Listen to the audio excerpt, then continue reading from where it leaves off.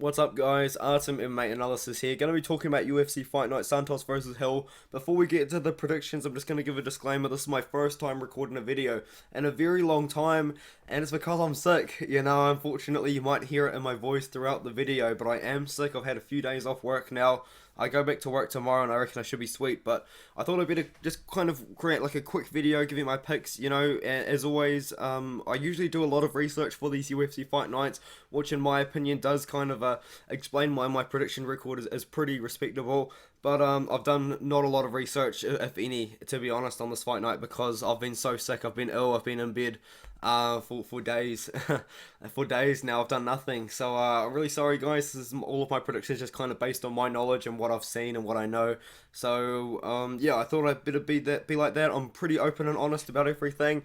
So this is kind of like my quick pick sort of video, except it's in my preview and predictions because I haven't been able to research the card as much as I wish I could, but let's just get into it, and I'm late already anyway, but so there's 4 female fights on this card. My prediction rate on female fights is terrible, so I'm really nervous about my picks here, but let's pick Mayra Bueno Silva to start the night. Stephanie Egger, all of her wins in the UFC have aged really badly. Like, she beat Shanna Young. I know Shanna Young won recently, but Shanna Young's got no idea what she's doing. Jessica Rose Clark, I mean, she just lost to Julia Stoliarenko by armbar. Welcome to the club. Also, Jessica Rose Clark initiated a grappling sequence with like a multiple time like judo national champion. I think Stephanie Egger might even be like a judo like world champion or Olympian or something crazy like that. I know she's got a crazy judo background. And Mayra Bueno Silva, a lot of people call her like a jiu-jitsu player, but this girl has not shot for a single takedown in the UFC to my knowledge anyway. She's more of like a Muay Thai striker. She likes the fight to be on the feet, but if it goes to the ground, she does have a pretty good jiu-jitsu background as well. I like Mayra Bueno Silva. I don't think that she's going to initiate a grappling sequence with Stephanie Egger, and I think that she's going to just piece up Stephanie Egger because she's got pretty bad striking. So give me Bueno Silva by decision in the first one here. I think she keeps the fight on the feet for the most part. Now, this next one, Corey McKenna versus Miranda Granger. I'm picking Miranda Granger here. I mean, she's taken a bit of time off. I believe she had a child in that time. I saw a video kind of going around on Instagram that she was training with a child in the background, or like a baby in the background, you know what I mean? And I'm assuming that's kind of why she took so much time off. But she's on a 2-fight losing streak herself to Amanda Lemos, who's really good, and then Ashley Yoda as well, who's okay. She's not amazing, but she's okay. Now, Corey McKenna, pretty promising prospect to start with. She was on the Contender Series, beat Vanessa Demopoulos, who's an okay fighter. She robbed Janu Fry in her last one, but she's okay. She beat Kay Hansen. Not a good looking win. She beat Elise Reed. No, she lost to Elise Reed. Sorry, terrible loss there. Miranda Granger is so much bigger, 5'7" to 5'3", with a 10-inch reach advantage as well. Miranda Granger's taken so much time off. I think she'll be motivated to come back. So give me Miranda Granger to win a decision in this one here. Jason Wynn versus Josh Quinlan, and I mean, I am amazed at the fact that the UFC still signs Josh Quinlan. I am very surprised because when he popped for roids, it wasn't like tainted supplement this or like a mistake here or maybe like a bad test or something like that. Like he popped for like roids, like PEDs. He popped for drostanolone, whatever that is, but he was just blatantly taking PEDs. He's probably not even clean now, to be honest. So yeah, I think Quinlan's going to knock out Jason Witt, who's got a really suspect chin anyway. Like, he was beating Philip Rowe with his wrestling because he's got really good wrestling in the second round, but then Philip Rowe just kind of stood up and knocked him out. And then he got knocked out by Matt Selsberger in like 20 seconds, and he got knocked out by Takashi Sato, who's also later on in this card. Like, I don't know, man. I'm picking Josh Quinlan to win by knockout.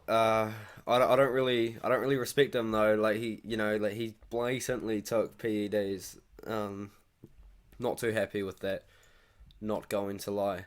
Now, Takashi Sato taking on Brian Battle. Brian Battle moving down to 170 for, I believe, the first time recently. I believe he might have fought at 170 in the past, but you know, I'm not one to talk. You know, I'm a pretty big boy.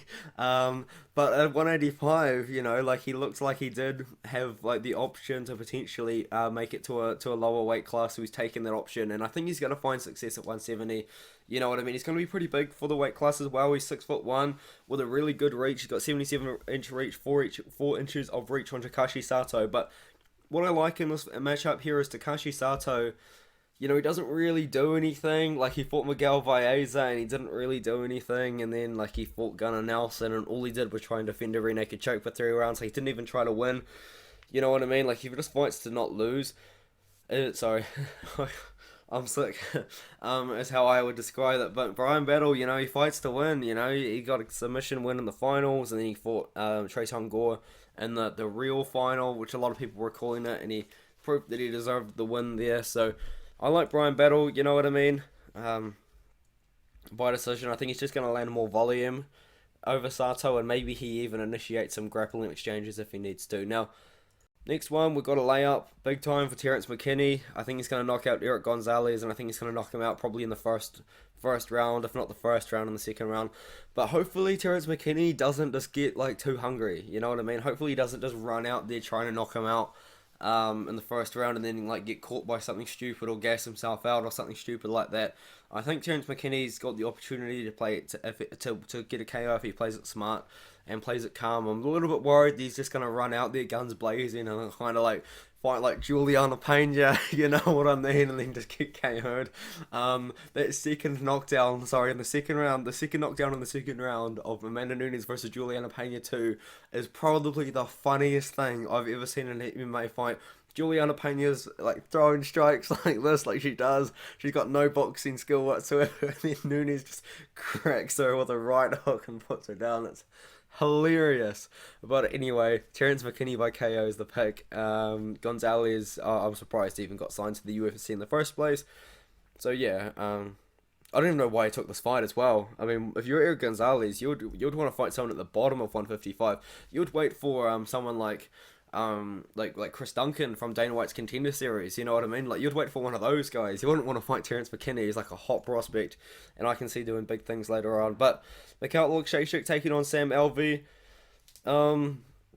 Picking Mikhail Oleksiejczuk. Sam Alvey's on a massive losing streak here. I mean, he's still in the UFC. A lot of people kind of like meme him, but he's a company man, you know, like he stood up against those fighter unions back in the day. So I think Dana White and team kind of like him for that because he is a company man and he still fights anyway. Like he's being used to build up the records of a lot of younger guys. But yeah, he's coming down to 185. So is Mikhail Oleksiejczuk as well, coming down to 185 again. But Sam Alvey's pretty big for 185. He's a pretty good striker as well, but Mikhail Oleksiejczuk, what he brings to the table is boxing, and that's kind of it. You know, he doesn't really have anything else. It's just boxing. So maybe Sam Alvey could look to exploit that, but Alvey's a striker. He's not going to look for takedowns, in my opinion, here. So give me Mikhail Oleksiejczuk. I think he cracks the chin of Alvey, like someone else has done recently. Who was it? Someone knocked him out recently. No one has knocked him out recently. Okay. Wow. Okay, well, anyway, I'm picking Mikhail Oleksiejczuk to bring that power down from light heavyweight and beat Alvey. But Alvey, call me absolutely insane, but Alvey might be live. Like, on his best day, Alvey goes to war with Darwin Jung for a draw. You know what I mean? And then a split decision with Wellington Turman, or a split decision with Ryan Spann. Like, Alvey, you can't really count him out too much, you know what I mean? But okay, so I'm going to be open and honest for the next one, Ariana Lipski versus Priscilla Cachoeira. I was recording this video before and I started swearing. I'll let you know when. But Ariana Lipski, I'm picking her to win over Priscilla Cachoeira. Yeah, all Priscilla Cachoeira is to me personally. I mean, she's definitely a live underdog here, but to me, she's just like a punching bag, a walking punching bag, and Ariana Lipski's a pretty good Muay Thai striker. And as I was saying, like, she showed it against Mandy Baum, and then I kind of went on to say, like, Mandy Baum has got no idea what she's doing. And I started, like, calling her other things. Like, Mandy Baum, like, it might be the worst fighter to ever enter the UFC cage, to be honest. But, yeah, Mandy Baum's got no idea what she's doing, like, whatsoever. My 17-year-old sister could train kickboxing for 1 week and probably beat Mandy Baum in a fight. But, yeah, so I'm picking Ariana Lipski to win. Priscilla Cachoeira, she's not very good defensively on the feet, and Ariana Lipski's a pretty good striker. She does have a good ground game in a way as well. Um, I don't know, it's women's MMA. You guys know my women's MMA prediction record. It's got to be negative. It has to be negative. I'm picking Lipski. Yeah, how am I supposed to know who's gonna win, guys? My women's MMA record is terrible. Now, Augusto Sakai versus Sergey Spivak. This is a pretty good matchup for Augusto Sakai, not gonna lie, because Sergey Spivak, he can crack on the feet, but he's not really known for knocking the guys out on the feet like a lot of Augusto Sakai's previous opponents were. Like, he got knocked out by the Reem, he got knocked out by Rosenstrike, he got knocked out by Tai Tuivasa. Now, Sergey Spivak ain't gonna crack you on the feet. Like those guys. Sergey Spivak, he's an okay striker, but he's not amazing. Sakai is like a pretty good Muay Thai striker, but like, Sergey Spivak's a good grappler, and I think that's what he's gonna do. I think he's gonna drag Sakai to the ground, not like kind of in the same way he did to Greg Hardy, and then just ground and pound him out. Like, Sakai's chin is done. It is done. Like, the last person he beat was Blagoy Ivanov by split decision. You could even argue Ivanov won that fight, and Ivanov's like 40 years old. Martin Burrows, I guess it's a pretty good win to be fair, but I don't know, man. I just think Sergey Spivak should win the fight. He's a good grappler. I think he takes Augusto Sakai down, ground and pounds him out. He's a very young prospect as well at heavyweight, so give me Spivak here to win the fight. Sorry guys, just getting my breath back, guys. I'm ill. I'm sorry. Okay, so this next one here, like, once again, like, how am I supposed to know? We've got 4 women's MMA fights on the card. Brogan Walker, not gonna lie, was my pick to win the whole thing going into the show, and I'm not gonna side against her here. I'm gonna be picking Brogan Walker to win it. I think she's gonna beat Juliana Miller here, but here's my bold prediction, right? The winner, right, gets a UFC contract, loses their next 2 fights, gets cut, and fades into obscurity. Like, this is not UFC level stuff. The whole Ultimate Fighter cast was not UFC level. I didn't even watch Tough, but I did watch the fights. I watched most of the fights anyway, and I wasn't too impressed with what I was seeing. Like, Brogan Walker, she's beaten Erin Blanchfield. Pearl Gonzalez was a UFC fighter at some point. She's beaten Miranda Maverick, but that was years ago. That's all I have to say. Brogan Walker is my pick by decision. I know Juliana Miller's a pretty good grappler, but she was striking on the show for the most part, which is strange, I guess. But yeah, she was doing a lot of grappling before the show, a lot of grappling tournaments and stuff like that, and then she just become a striker when she fought on Tough. So I don't really know what to think, man. I'm very confused. But I'm going to be picking Walker by decision. I did pick her to win the whole thing before the show started, so why would I back out from that? No. Zach Puaga, before the whole show, he beat the 2 guys I picked to win the whole show. God damn it, Zach Puaga, you made me so mad. Not gonna lie. Niall Bartling was one of my picks to win the whole show. Jordan Heidemann was one of my picks to win the whole show, and Zach Puaga beat them both. Now, Muhammad Usman is obviously Kamaru Usman's brother. My Chrome has decided to crash. Why would you do this? My first video back after about a week, my Chrome has decided to crash. I'll be back in a second, guys.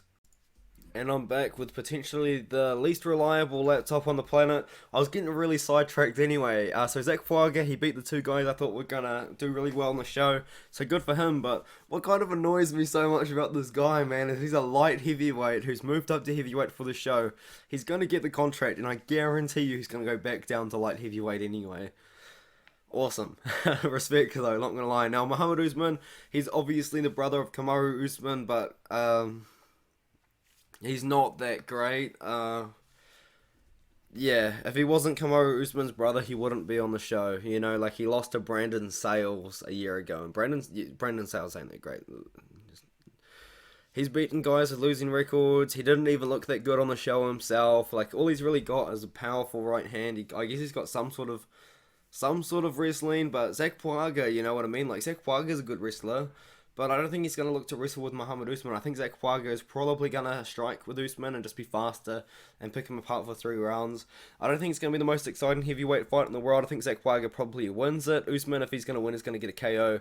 I'm picking Puaga to win here. Usman just ain't as good as his brother, he's just not as good. Maybe their what's called corrupt pharmacist dad gave Usman all the roids. Like, what am I supposed to know? Yeah, so Vicente Luque versus Jeff Neal, I'm seeing a lot of people picking Jeff Neal, man. I'm surprised. I'm very surprised. And I think it's because everyone's fading my boy, you know? Everyone's fading Luque because everyone, including myself, I'm definitely one of those people. I feel like we're overrating Luque coming into Bilal Muhammad, into his last fight with Bilal Muhammad, but you know what? Like, you can't still sleep on him, you know? Like, he beat Michael Case in the first round, beat Tyron Woodley pretty quickly as well. I believe that was a first round finish, too. You know, like, obviously it's going to build up a lot of hype for the fight, but I'm picking Vicente Luque. You know, he recently just beat Santiago Ponzinibbio. I can't remember when I watched it live who I scored it for. I think I did score it for Jeff Neal, 2 rounds to 1. But it was a close fight anyway, and you can't come off a close fight with an old like old Ponzinibbio to fight Vicente Luque. Give me Luque by finish here. Luque's a savage, man. I love Luque. He's a very exciting fighter. He's probably not gonna be UFC champion, but it is what it is, man. Luque's the man. He really is. So, give me Luque. Everyone kind of overrated him a bit against Muhammad. I did too. You know what I mean? Maybe I'm overrating him here, but I think he should be able to beat Jeff Neal in this one. Now we move on to the main event. I'm getting sicker and sicker as the time goes on. Awesome. This is such a high quality video for my YouTube channel. Now, Thiago Santos, how does he keep getting main events? How does that happen? I think this is like his third main event in a row. I believe. Like, like is this the UFC really running out of stars that badly that they can't give anyone else main events apart from Thiago Santos? I don't understand. Like, he's not even that big of a name.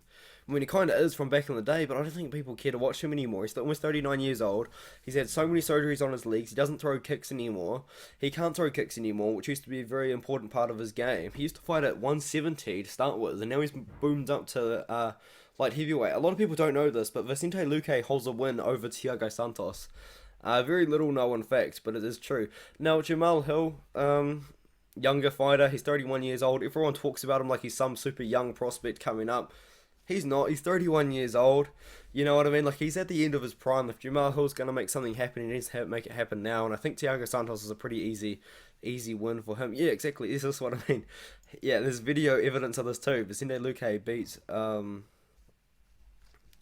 Santos. So, madness, guys. Just a little fun fact. So when you're watching this fight at the pub with your mates, and you can say, "Oh, Vicente Luque at 170 beat Thiago Santos." You know what I mean? But anyway, I'm really off track. I think my sickness has done something to my brain where I just cannot compute anything important. Jamal Hill by KO, in my opinion. You know, he knocked out Johnny Walker, but Johnny Walker's got no chin. Everyone kind of knows that. Knocked out Jimmy Crute, and that's a pretty good win, not gonna lie. Yeah, Jamal Hill. I don't think he gets past like a lot of the top guys, but if he plays it smart and picks his match up pretty intelligently, he probably could make it to a title shot. So, give me Jamal Hill by KO. He's a good striker. Santos is a striker too. Santos can still kind of crack. Like, he did drop Ankalaev at one point, and probably the most boring main event in the UFC history.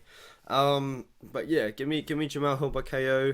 He's a younger prospect. He's not super young. Like, he's still 31 years old to start with, but I'm picking Jamal Hill by KO. I'm really sick.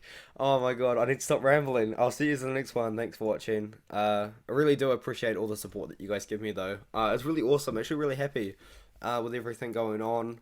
I've been meaning to make a podcast, but obviously I've been out for so long and all that. But I'm really happy with all the support that you guys give me. It does mean a lot, and I do appreciate it a lot. So, thank you guys. I'll see you in the next one. Big ups. Mad respect. See yous.